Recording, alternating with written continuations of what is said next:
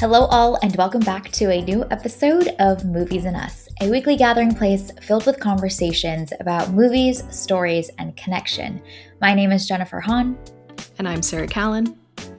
And today we are going to be reviewing the original, the OG Toy Story in anticipation of the newest one, Toy Story 5. It's coming out here very, very soon. So we're doing our homework. We're throwing it back to the thing that started it all. So, Sarah, do you want to kick us off with a summary for Toy Story? A cowboy doll is profoundly jealous when a new spaceman action figure supplants him as the top toy in a boy's bedroom. When circumstances separate them from their owner, the duo have to put aside their differences to return to him. Oh, so good.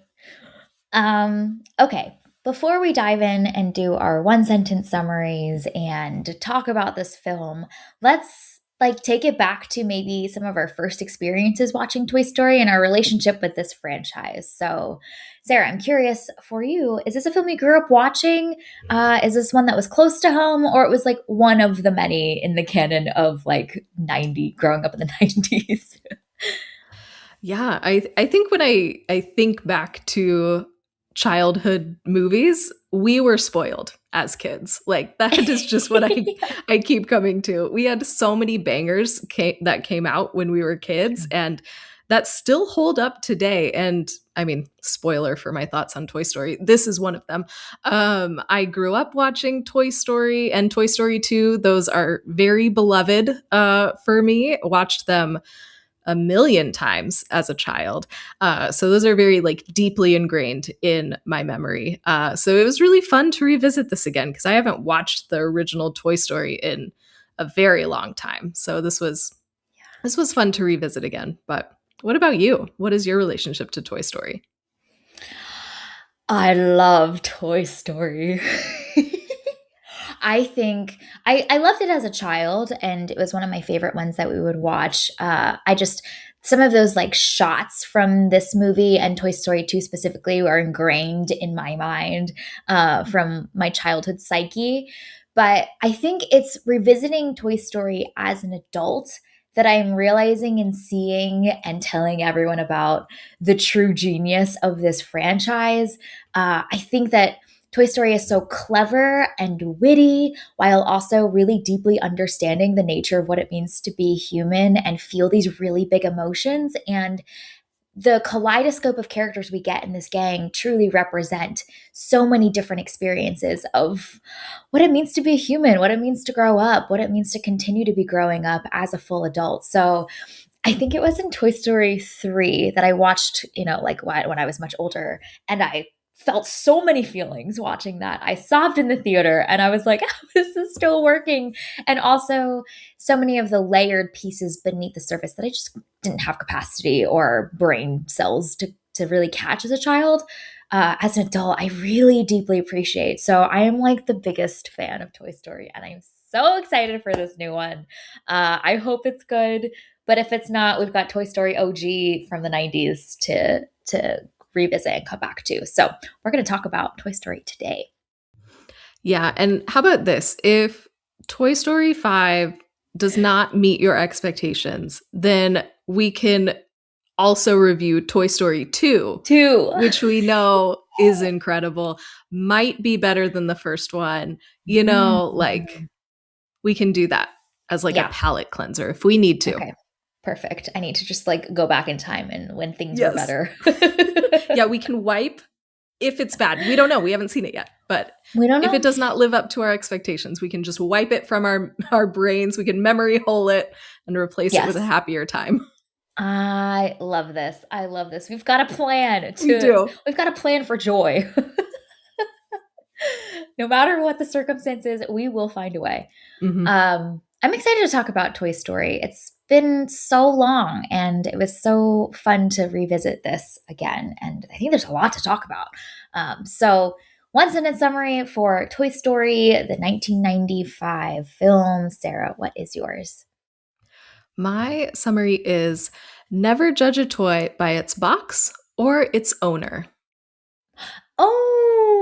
Oh, yes. You're picking up on the a whole plot line in Toy Mhm. Story. Well Yep. done. Oh, I love that. Yeah, we have to talk about that whole bit. That's We do. We do. fascinating. Um, my one sentence summary is Toy Story is a human story. Aw. And it is. Right?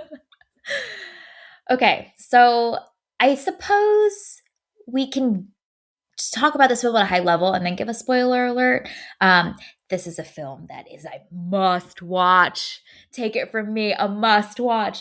So we're going to talk about a high level and then give a spoiler and then dive fully in. But Sarah, I'm curious your thoughts about Toy Story, some of the things that really stuck out to you, and particularly the question that I'm always so fascinated by, which is on this most recent watch, what was some aspect of Toy Story's story that kind of found was captivating to you in this recent watch?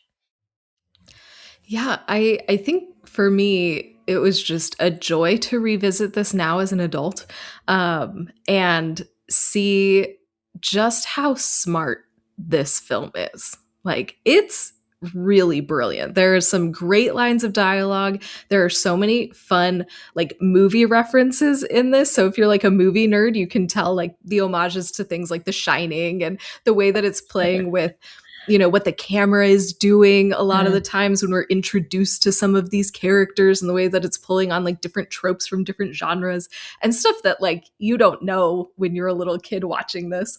And this deeply human, to your one sentence summaries point, this deeply human story about these toys just trying to find belonging and connection and understand who they are, which is something that we all experience, even especially as adults. We're wrestling with those things as children, but even when we're full grown adults, we're still asking those same questions. So, how resonant and how timely this film still is, even as an adult, I think is really notable and speaks to one of the many mm, reasons why this has aged so well and continues to be, something that people can return to again and again. It's not just nostalgic, but yeah. this is actually a good movie and it's fun to revisit something from your childhood. So it really is. It's a good time. So everyone go rewatch this before you go watch Toy Story 5 because it's well worth your time. And it's so short too. It's such a quick movie and they Yeah. jam-packed so much in there, which I love efficient storytelling. So Toy Story did that too. Yeah, absolutely. Absolutely. Um, I Oh gosh, I don't even know where to begin. I could just like talk for hours about Toy Story, so this is going to be really a problem. Um, you touched on some of the big things that I think I was really impressed by watching this as an adult. Incredibly clever. There's lots of puns. There's lots of references. There's really clever jokes that are brilliant. That's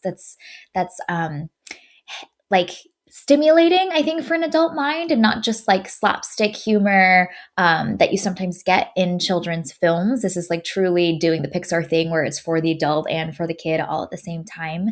What I've also been really impressed by with Toy Story is um, I mentioned everything about the human emotions, but I also think Toy Story has a lot to say about like societal dynamics. I mean, this is truly like a mini society in Andy's room and a group and a community of people. And there's infighting. There's those that are doubters. There's those that are soft at heart and still advocating for Woody throughout the film. There's ideas around like mob mentality and othering that we also see woven into this story. And there's these ideas of like what do we believe in from like higher purposes that's woven into a fun like side bit at Pizza Planet with the aliens. And so I think I was shocked to see how many societal dynamics are woven into this story, very scoped story about just a few toys. And I think that's strong because of the diversity in personalities that we get in this little mini society that really play out the very real dynamics that happen when we have diverse people living together trying to like accomplish a goal and either can sow divisiveness or togetherness. So I didn't expect Toy Story to like have so much say and be so relevant for this moment right now where Finding community, finding unity has been so significant. And then I also really appreciate that Toy Story's ultimate message and theme, especially in this first movie, it trickles out throughout the other ones, though, is that it's not just about one character, but truly Woody and Buzz need each other and have strengths and skill sets that the other desperately needs in order to ultimately save the day. And that's really refreshing. We don't have a single protagonist story. It's really like, I need you to do this and we're going to do it together. And every other Toy Story film after this has also harped on that same theme, is we all are in this together and we can either choose to fight or we will come together and allow us to overcome some of our like human fears and doubts and desires in order to for the better good. And isn't that the story of humanity? So I was just floored and shocked at how wise Toy Story has been and continues to be. Yeah, it's no Luke Skywalkers are in Nope. Toy Story. It is the team working together, and I think that that's Yeah. really really beautiful. Like obviously that's a good message for kids, you know. Mm-hmm. You got to collaborate. Let's make friends. This is how you work through conflict with our friends. Like all of those like very like teachable things that you learn as a kid, but also as an adult living in this world today, we also need those lessons. So Yeah. it's helpful to remind ourselves that no one is an island. No one is the Luke Skywalker. Like we are all part of this team and we can collaborate together to, you know, accomplish our goals, whatever that may be. So Mm-hmm. I love that. And to your point, this group is so dynamic. They're so fun. Their personalities are constantly clashing with each other, Mm-hmm. which is so interesting and entertaining. And you just love them all somehow. Which so shout out to Pixar and this whole team for creating this cast of characters that you just want to root for all of them. Yeah. Yeah. And they collide with each other, they fight with each other like a family. Um, each one offers in a very critical moment of the film, like something that is distinctly necessary. So they're not just side characters too, but they each genuinely push the story forward and are essential in their small ways throughout the film. And no one is just there to be there, which I think is really cool. So this is your spoiler for Toy Story. It's been, oh gosh, math, 31 years. Hmm. So Good job. go watch this iconic film and please make me happy by going to see it again if you haven't watched it recently. It will live up to what you remembered it as a child. It's probably going to be even better. So this is my manifesto. I will not relent. Nor should you. Please keep going. We do have a whole podcast episode for you to just like black out and go ham about Toy Story. Like the floor is yours. I know you normally ask me what would you like to talk about, but this time I'm going to ask you. Ooh. Jen, where would you like to start with Toy Story? Okay, so I'm going to start with something that I remembered so differently watching this as a young person, and it's now totally reframed for me with an adult brain, and I was shocked by that delta, and that character is Sid. I love Sid. He is the villain of this movie, but I just have this like soft squishy part of my heart for him because he's incredibly creative. He's this little genius in his bedroom constructing worlds. And as whimsical and imaginative as Andy is, Sid is as well. He's playing pretend. He's pretending to be a doctor at an operating table. He's pretending to ping to Star Command as well and be part of an intergalactic empire. And so that creativity that he also has to construct these like deranged toys and bringing their parts together in interesting ways, that is a visual representation of what creativity is like. It's to take disparate things and bringing them together to create something new and wacky and wild.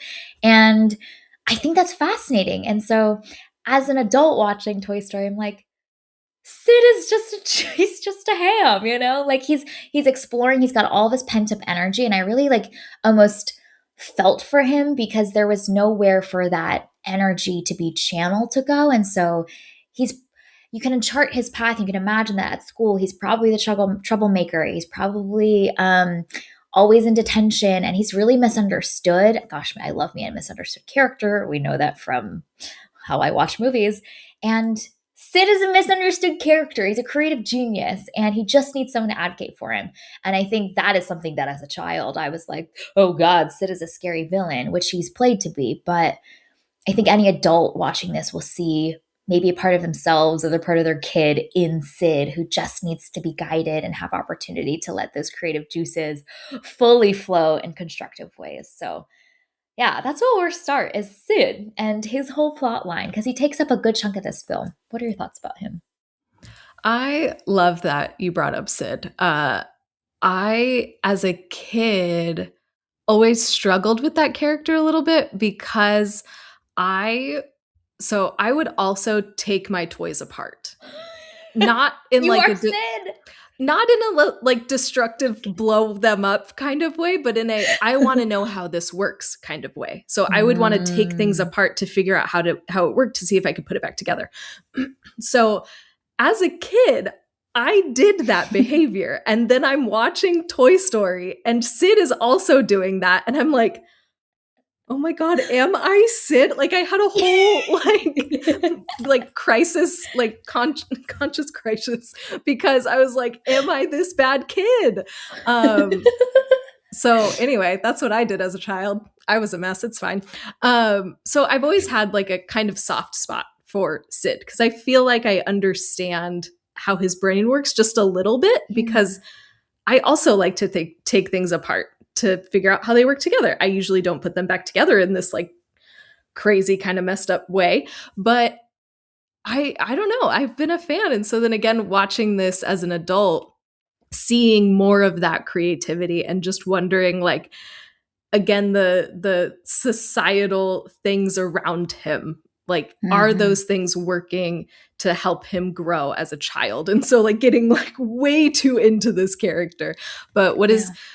you mentioned school, what is his life like at school, and where can he find outlets to channel those things, and things that I wasn't thinking about as a little kid. But I love that Sid is included, and even though he is painted to be kind of the villain, I've never seen him as a villain. He's just another kid.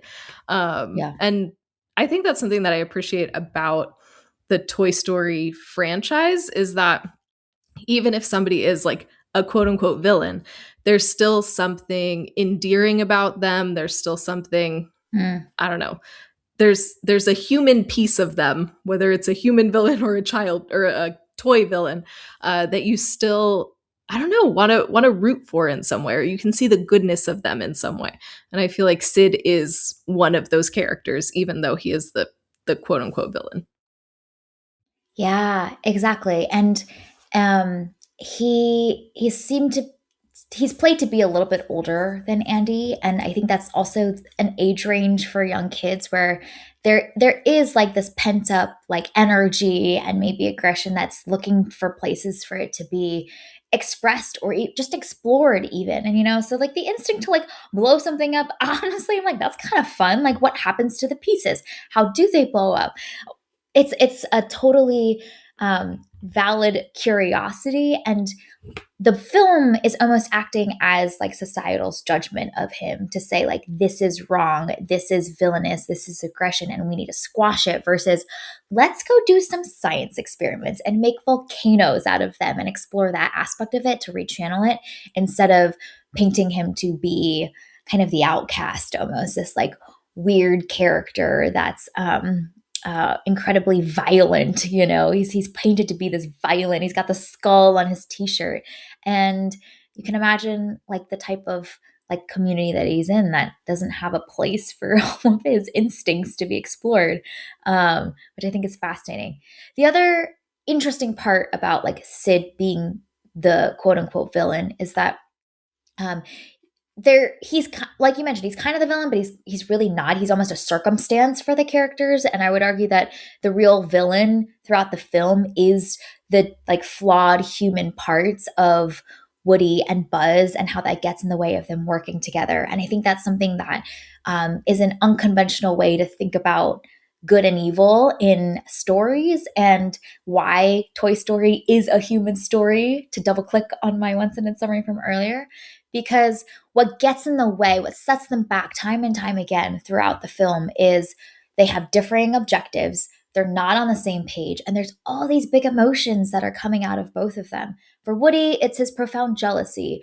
For Buzz, it's this identity crisis and not knowing who he is and this delusion. And those things are colliding. And so they get thrown off course again and again and again. And so that's fascinating as the counter force for our protagonist's goal. It's not some external force that's, putting new hurdles in their midst. It's actually just the flawed parts of themselves that they have to work through and figure out, express, and then they can come together and become a team. And I think that's so satisfying and so relatable to watch as an audience member.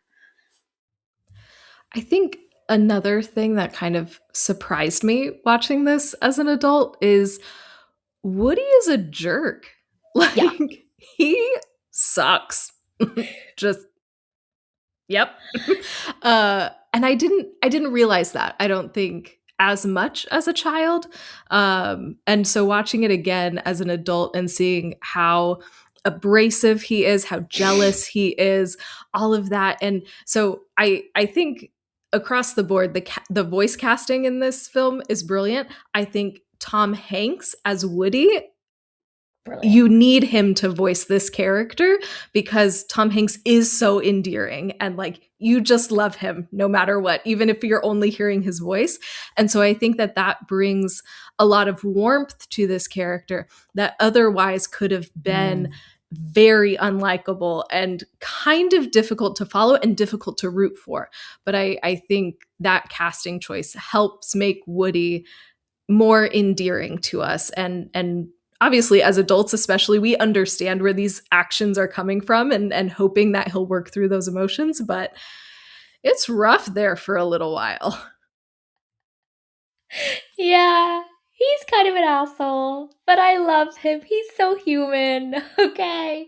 I thought it was fascinating for me to learn that the original scripts, Woody is even more of an asshole, and they actually like did what you're saying, voiced by Tom Hanks, warms him up, but they also like rewrote him to be far more empathetic of a character because he's played to be much more aggressive and vindictive and violent in the original versions, and they were like, well, this is a kids movie, maybe we need to warm this up. But I think it reflects how the writers and creators of Toy Story were looking to create a story about humans. And then they were like, oh, okay, like how do we make this palatable for children to also buy into a male protagonist that is heroic ultimately in the end, but those more complex undertones of how he's having to work through these big feelings and the fear of being replaced, that's something that the adults can really relate to while watching Woody like go on a big adventure where a lot of that stuff blows over kids' heads. I definitely didn't pick up on it as a child. But with our adult brains, we can see that he's conniving, he's aggressive, he's petty as heck. And don't we know what that's like as humans? So I love that his leadership is shown at the beginning of the film in its purest form when he is secure, and then it is threatened when a new person shows up and he gets insecure and he gets like nervous. But then ultimately, we get to see him be a leader and rise to the occasion again and lead all of the crew of Sid's toys. And so that the best parts of him are able to come out again at the end too, which I think is really satisfying. But he got a little lost somewhere in there in the middle, just being a petty little asshole. I mean, it happens to the best of us. Sometimes you just got to put on your petty pants and just have a moment. And that's the entire like second act of the film for Woody. Yeah, like whack someone out the window, to their downfall. Totally chill, casual. Yeah. Like, that's a big deal. I remember as a kid, like, obviously that's a big moment, but I think now as an adult, I was like, Woody just tried to kill Buzz. Like, that wasn't like a little accidental, like, that was an attempted murder right there. Yeah. What are we doing? Yeah, and what also I didn't notice as a kid that I was so much more aware of now is that the rest of the crew's reactions to Woody is also interesting. Cause I'm like, yo, y'all have been supposedly family for years now. The way that Mr. Potato Head turned on him so fast, I was like, dang, it be like that.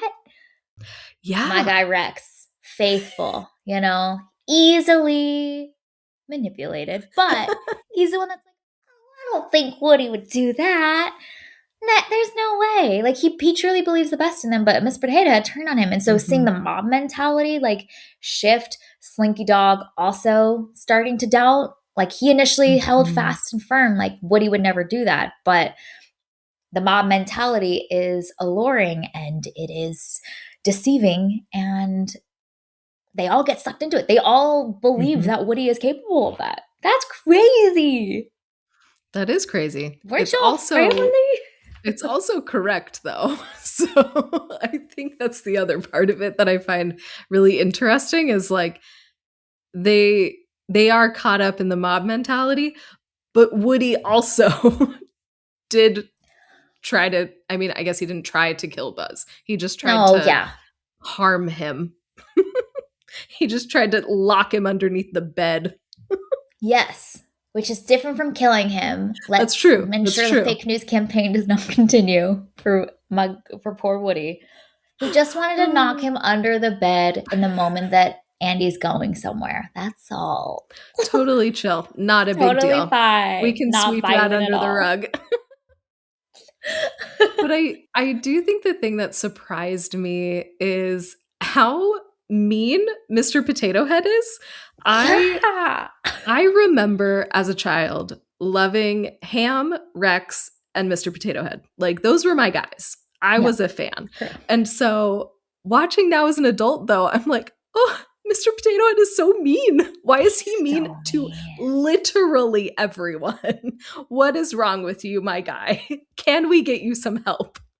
It's because he don't have his boog yet. Doesn't have his He's boo. got some pent up He is frustration. thirsty and is taking that out on everybody else. He's making it everybody else's problem. No one in this movie can process their big feelings. Y'all need therapy and your toys. It's fine. Not Mr. Potato Head being thirsty, and that's why he's just a crotchety asshole. Honestly, though, that's very human. And Toy Story is a human story. It sure is. Well, and You he just need to got be his booed up. boo at the end of this film. So we have to watch the second one to see if he's Yes. toned that down at all. Yeah. Maybe Mrs. Potato Head can keep him in check. Yeah.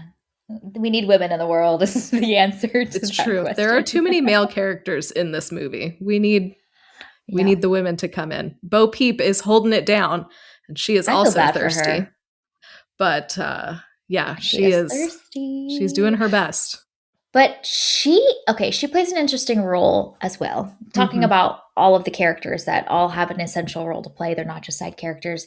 She's often the voice of reason in a way that is very like 1950s woman coded in how it's portrayed. But she's right all of the time, like when Woody's gone and Andy's got the cowboy hat in his hand as he's falling asleep. She's like, man, what if you only knew how much Andy loved you? And that's the one thing that Woody is questioning and spiraling and crashing out about is I'm being forgotten by the boy that was supposed to love me most.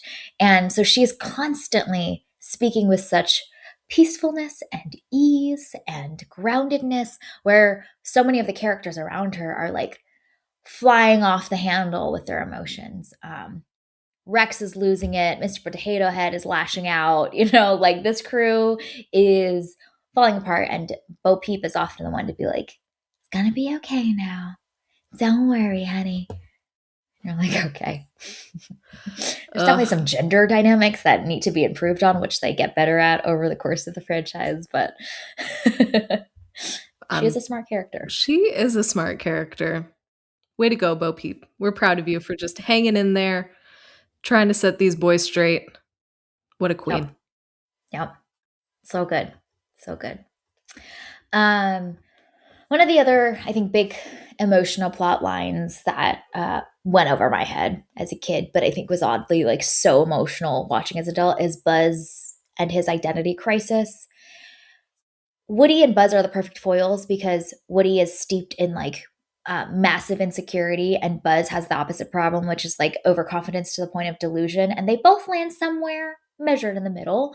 But that moment where Buzz realizes that he is just a toy, and that is, he initially feels like that's such a terrible thing because he's not this big fancy space ranger, but then reframing his identity and purpose as to make a child happy and to be played with is the ultimate joy is such an emotional journey. And I think it's one that's so relatable for anyone who's like seeking to find like, what was I made for? That's the ultimate question that we're all answering as humans is, why am I here and what was I made for? And Buzz by the end of the film has a grounded understanding of his purpose, and it is not overinflated, it is not delusional, but it is grounded, and he can fully step into that. But he goes through his little depression period in the middle and gets lost along the way too. And so I think his story arc and his change from the beginning to the end of the film is so neat to see the way that almost Woody and him like cross paths and then find each other at a measured point of understanding who they are. They're not wallowing in insecurity. They're not deluding themselves, but they understand that they're a toy and they have a purpose, and that's to make someone else happy. And that's really cool. I think, especially as an adult, that point I think hits really close to home because I don't know about you, but like as a kid, it was very much like, you can change the world, you can do big things. Like it was this very like Yeah. conquer the world, you can do anything mentality, which is great. That was wonderful affirmation and encouragement. But I think now as an adult, I still have that lens of like, is what I'm doing big enough? Am I making a big enough Mm-hmm. impact on the world? And it's like, I don't need to be doing that. I have my small little area that I'm making a difference in. I'm doing these Mm-hmm. small things. I have these small dreams. And that's okay. Like I don't need to be, the savior of the universe like Buzz was trying to be, I don't have to save Yeah. the galaxy, but I can just, you know, do what I'm doing in my community, in my sphere of influence, doing my thing. And like, that's enough. So I think Mm-hmm. as an adult watching his little journey, I'm like, it's really beautiful that this children's movie is this reminder of like, it doesn't mean that you have to like limit your imagination, but you also don't have the pressure of needing Mm-hmm. to save the world. Sometimes you just have to be faithful and be there and be present with the people around you, and like that is beautiful and that is worthwhile and that is fulfilling. So I don't know, as Mm. an adult all of these like messages hit so close to home, and I'm like, wow, just completely unaware of them as a kid. As a kid, I just loved that he was Mrs. Nesbit, and I thought that that was hilarious. And now as an adult, I'm like, oh, I know what that depression feels like. Yeah. Yeah. It's true. It's so true. And it's played for a joke earlier too when they get lost and Buzz is like, "Well, now the entire future of the galaxy is in question. It is in crisis because I am not there to save it." And it's like to your point that you were sharing, what is the equivalent of Andy's room in our orbit today? And how do we show up as a valuable member of that community? And when duty calls or a new adventure comes, like we're there to embrace it, but we don't have the crushing weight of trying to save the world. And also, it's notable that every time, like, it's actually Buzz's delusion gets in the way of him being able to ultimately be his full toy self, because he's constantly diverting the plan or the path to get back to Andy's room, because he's spotting a spaceship and jumps into the alien claw machine, and so it's his delusion that's actually leading him astray, and it's that coming back to himself, that grounded view of his purpose and identity within Andy's room, that he's able to fully come alive and fulfill what he was made for. And that's really neat. But gosh, that realization's painful. And we feel that pain that he experiences when he watches the ad and sees the thousands of him, and kind of that feeling that maybe we also have when we graduate from school and enter the real world, of feeling like you're just like a cog in a machine, you're one of many, like nothing, like no one cares about you, you just like are an employee at a big company or something like that. Like that same realization of like, gosh, I'm not that important, but then I also am so important in Andy's room, whatever the equivalent of Andy's room, in my community, my family, and my friend group. And gosh, that's a lot of complex coming of age realizations that are woven into this one film. And that's really, really neat and really magical. It's so impressive. Like the fact that this is what, a 90-minute movie? I think it's less than that actually, but it it's so short, and yet it accomplishes all of these very deep, profound things, all of this commentary on like what it means to be a human and our role in the world around us. And each of these characters have such emotional depth, and we're invested in them. And the dialogue is hilarious. Like, So good. this is written so well. This is a Yeah. fantastic screenplay. So I just, again, we were spoiled as children that this was just like standard kids content back then. Like, wow, this is amazing. Absolutely. Yeah. We had no idea at the time. We were just like being trained on great cinema. Oh, so good. Um, there's some other really great, like larger societal commentary that's definitely woven into this film. Pizza Planet, and the idea of commercialism, and the way that we take like franchise IP and create like experiences to sell more things, I think is very much a theme in the Toy Story franchise in general, honestly. Even the shot of like the thousands and thousands of Buzz Lightyears, or the jokes that Rex makes at the beginning of the film of being like part of a merger and an acquisition into Mattel, like the presence of the corporate powers that be, that are the ultimate gods in this world, that are creating these toys and giving them life, is ever present throughout the entire film. And I think that's fascinating too. So much of what the Disney fair used to be is transporting us into fantasy worlds, and Toy Story is almost like grounding us in our current world, but taking a different angle and a different point of view and lens within which to view it. And I think that corporate presence is littered throughout, and the awareness of the film to constantly nod to that is so notable. It's a silver thread throughout the entire film. Yeah, I mean the inciting incident is Andy's birthday party and all of the toys that he got from his friends. And then Mm-hmm. the ending scene is what, Christmas, and unwrapping all of the presents at Christmas. So Yeah. that, you know, capitalism, commercialism, all of that is woven all the way through and gets even stronger in the second film as well. So Yeah. I love that Pixar like introduced the idea in this film, and then in Toy Story 2 they're just like, yeah man, let's go even harder on this theme. So again, very Mm-hmm. excited to rewatch the second one as an adult and see even more of that, because I know that that's in there based on what I remember from watching it as a child, but how much more are we going to pick up as adults? Yeah, exactly. Exactly. And that's something that I think the Toy Story franchise is always so tuned into, which is the like what is happening in society right now and how do we weave that into the story. So, like the idea of like franchising toys and making more money off of it, which ironically, like Toy Story like Pixar still does from making these. Like we see Andy's bed have the Toy Story, the Buzz Lightyear like blankets and everything, which is selling more product. So that there's that whole wave that happened. Then there's like for in anticipation of Toy Story 5, iPad era, technology invading, and how that changes the nature of play. I am so curious to see how they're going to tackle that and where their stance is, because there's tons of debate amongst parents and adults and researchers around, is this good for us? Is this taking away our ability to developmentally grow?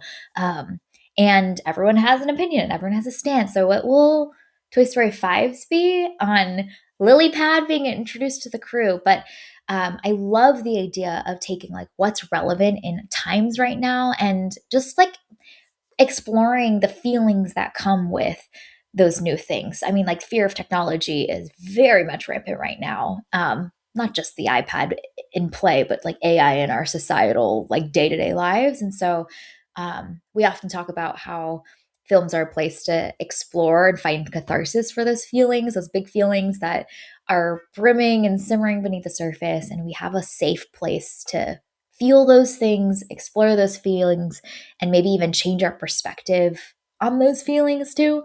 And Toy Story has always done that throughout the franchise, and they're still doing it now. So we'll see what they do. But this one, corporate powers that be, very much, they've got a lot to say about that.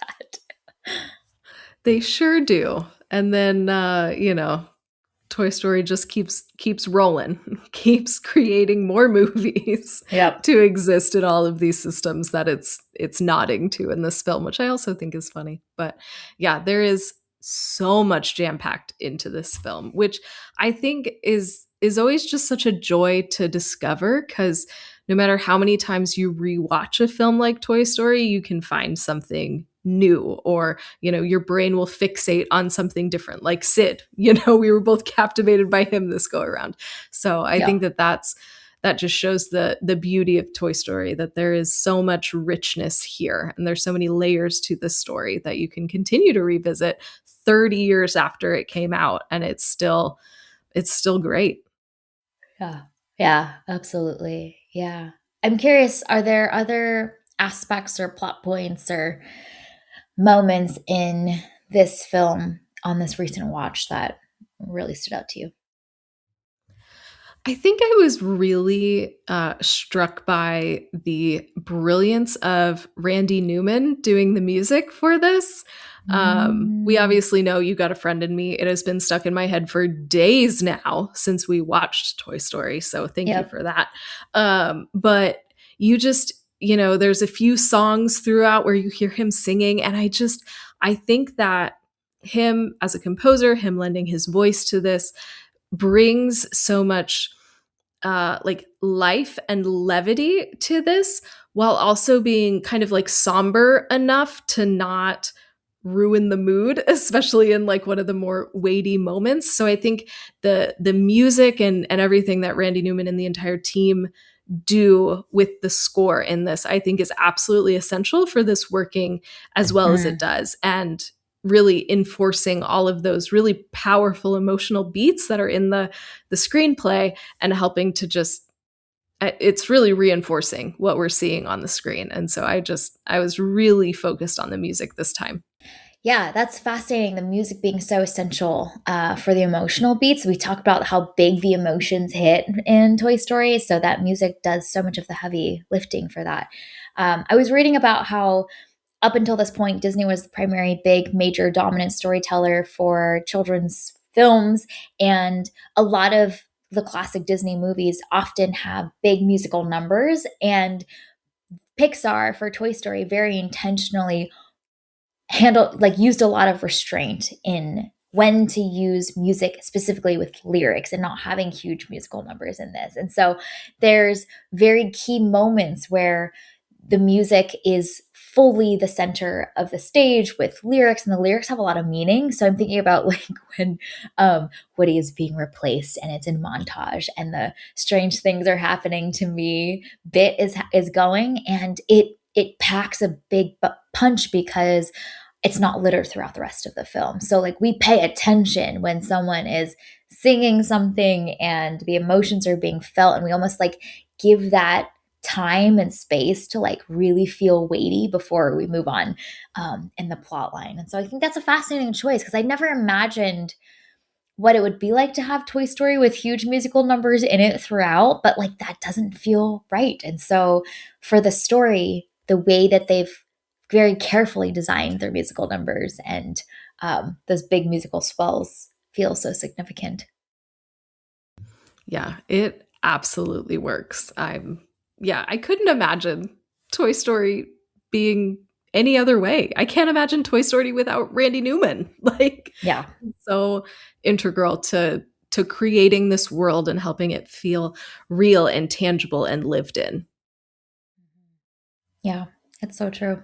It's so true. And the iconic songs just get you every time. So okay, other big things that we wanted to mention and shout out before we start to wrap. Oh man. There are just so many iconic scenes in this film. We Yeah, could do just like so many of our frame by frame scene breakdowns just on this film alone cuz right? there's so much in each one, and I love the way that this film, plays with the camera movement. So like when we're first introduced to Buzz, and it's this like pan up shot on him to make him look bigger and larger than life, or when um Woody's plan with Sid, and they're all speaking and moving and stuff, and it's filmed like a horror movie. And I love the way that this film is playing with genre or like movie techniques that we've seen in other films and other genres. And I think that that's really fun and shows the creativity not just in this world and with these characters, but then in how this is being brought to life for us with so much creativity.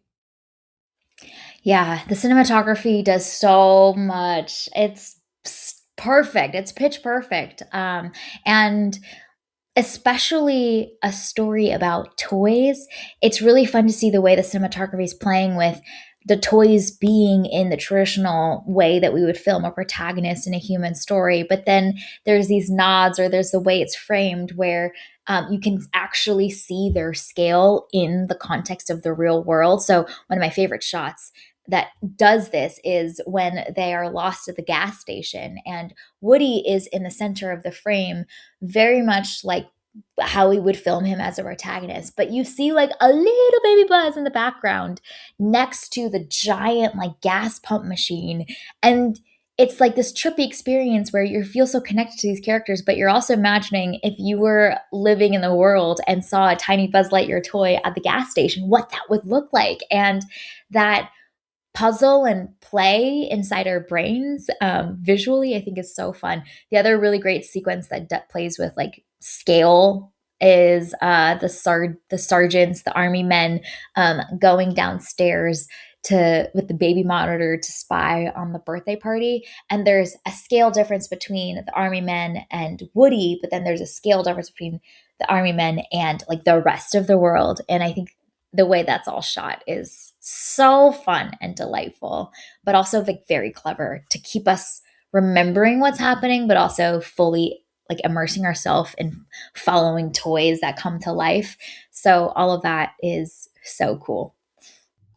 Well, and even figuring out the way that they would all move too. I'm very impressed by the army men sequence and how they would move, and how long did it take them to figure out how to animate army men moving like that? Or Yeah, the little things that all of the characters do, because they have those it's crazy. limitations based on how they were designed, and some have some additional strengths based on how they were designed. And so I feel like this film really capitalizes on all of those things, and each of these characters, they are restrained in some way because of their design. And I think that that's a really interesting thing, and it does make it feel more real. Woody can't do everything because he has these like fabric limbs and things. So he has to move differently than you would expect somebody like Buzz to move. And so I think all of those little attention to detail things help make this feel more real. Yeah, Woody has to flail constantly because he's got the skinny little fabric arms that are filled with cotton. So he's got to do the flailing thing. And then Buzz is able to be like stoic and like he kind of moves like he's a big buff man, which is fitting for the character and the way his face is designed, and also for the like way that that plastic toy is now designed to be, whereas Woody is a fabric toy filled with cotton, and the representation of like eras of like toy dumb too. Like we've got Etch Sketch, like there's all these nods to classic toys that are all like almost a celebration of play of all kinds and how it's changing over time. It's all in there too. Craziness. Ugh, it's so good. Yeah. Toy Story rocks. It's so genius. Like the more that I think about this film, the more it opens up to me. And that is a sign of great art and a layered text that like the more you lean into it, the more you're like, wait, that's perfect. Like that, there's so much meaning there. We watched Sinners the other day together. Same feeling of just like, Yeah.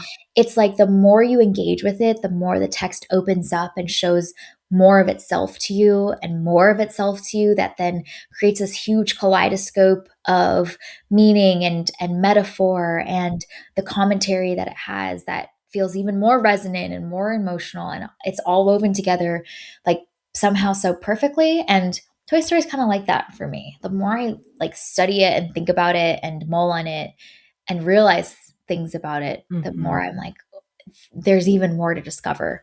And there's probably still even more to discover in this text. Yeah. Yeah. And you have been talking about Toy Story for quite a while now, and you've watched it quite a few times recently. So, is there any other things that you want to make sure that we talk about in this episode? We've covered a lot, but I know that there's a ton more just because there's so much in Toy Story. But are there any other big things that we missed? Um, the one other thing that I'll mention that I think is really fascinating is that the the choice for the two main characters, the protagonists of this film, with that are the toys of a young child, is a cowboy and an astronaut. And I think that's so intentional because they have traditionally in our history been symbols of heroism and pioneering frontiers. And so it is the right thing that we featured in our media. And so, of course, a young child like Andy would also want to play with them and inhabit them and become them. He has his life-size version of a cowboy hat. And so just the significance of how our play shapes our desires, how our play shapes who we believe we are able to become, and how like Woody and Buzz are these representations in media that have also informed what we revere and what we celebrate as these like symbols to look up to. And they represent these ideals, they represent these like changes in technology and time. Like the cowboys were from one era, astronauts for the new frontier in the late 1900s. And what will be next is the next question. But I think those were such intentional choices too. Of all the toys, that could have been the protagonist. It could have been Rex. It could have been someone else. But a cowboy and an astronaut and then have to work together is so intentional. So just the meaning and symbolism of that, I think, in of itself is fascinating around like American ideals and what we celebrate, and therefore what our children celebrate, and therefore what we revere in media informs that. It's also interconnected in a really cool way. And it's also fascinating to think about from a movie perspective too, like how many cowboy movies there are. I mean, we have a whole genre of westerns, but then also how many space movies there are, and there are Yeah. so many of those, and we're still getting new ones of those all the time. So it's interesting to think about this like archetypal character then extrapolating out and seeing them in all of these different spaces and Toy Story has them both. But yeah, when we talk about popular types of protagonists, I mean, yeah, cowboys and astronauts are probably up there. We see a lot of those in our movies. So Mm-hmm. from a play and a toy perspective, it makes sense, but then also from a movie perspective, it makes sense. Yeah, yeah. And it's because we've revered them in our media that then those become toys and IP that then are the things that kids play with and the things that they write down at kindergarten that they want to be when they grow up. And so just how interconnected like the stories we tell and the movies we make inform whole generations of what kids want to be and what they aspire to, what they like literally dress up as and inhabit. That like imaginative play like isn't just play in of itself, but it actually is changing us and allowing us to like imagine ourselves as capable of certain things or to aspire for things that those that have the opportunity are able to play in that way and imagine themselves and believe in that they could become something. And for kids that don't, like that is a limiting factor that we should pay attention to too. So, and it all stems back to like what types of stories we tell. And so I think that's really neat too. Oh, it's so good. It's so good. The text is rich, y'all. So fascinating. And we are excited, cautiously optimistic, perhaps, to see what Toy Story 5 will hold. So far, honestly, I have loved, like, they're 4 out of 4 for me. I think each one focuses on a very different emotion and dynamic or changing family dynamic or whatnot. And they've all been quite strong. So hopefully we keep the pattern. I know 2 is your personal favorite, right?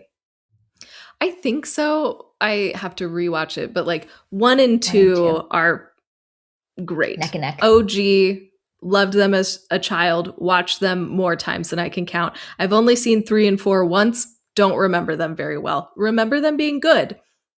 Have very little recollection of either movie. So we'll see what number 5 is like.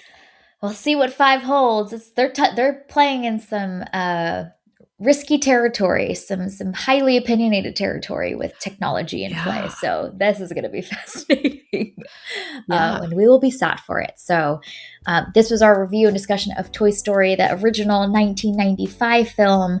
We are so excited to see what this franchise will deliver next with Toy Story 5. So stay tuned on the feed. We're going to have that review coming here soon. In the meantime, we hope everyone has an amazing week. Go play today in some way and let the imagination run. All right, we'll see y'all soon. Thank you for listening to today's episode of Movies and Us. We are part of the Movie Archer podcast network, so check out moviearcher.com to learn more. Our name sums it up. We're all about movies and the powerful ways we can connect with each other and the world around us. This podcast is about all of us and our shared stories. You can subscribe to this podcast on Spotify, Apple Podcasts, or wherever you tune to your favorite shows. Drop us a rating review letting us know your thoughts about today's episode. Connect with us on Instagram, Threads, and Blue Sky at Movies and Us Pod, or email us at moviesanduspod@gmail.com. Check out our website, andusmedia.co, for the latest on Movies and Us and our other podcast, TV and Us. We hope you have an amazing week, and we can't wait to see y'all very soon.